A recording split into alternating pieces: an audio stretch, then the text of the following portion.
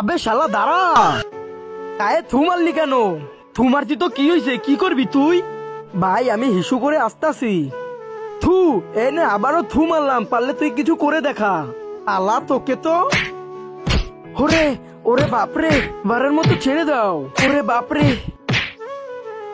আরে দাঁড়া শালা, তুই আমার ভাইকে মারছিস, এত বড় সাহস? ভাই তুই ঠিক আছিস তো? শালা তুই মারার পরে এখন আইছিস? সর শালা, তুই ওকে মারতে পারিস নাই, আমাকে মারিস? আরে আমি মারামারি জানি না। আরে তাহলে তো শিখতে পারিস কিভাবে, চল আমার সাথে।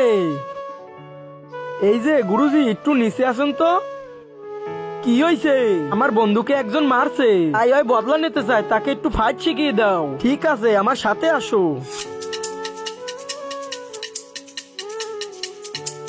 তোমার শিক্ষা সম্পন্ন হয়েছে। বলেন গুরুজি, আপনি কি দক্ষিণা চান? তুমি তোমার শত্রুকে শেষ করে আসো, সেটাই আমার গরি দক্ষিণা। ঠিক আছে চল ভাই। আরে ওই তো সেই শালা, তো আজকে শেষ।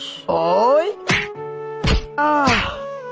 গুরুজি, আমার শত্রুকে আমি শেষ করে দিয়েছি।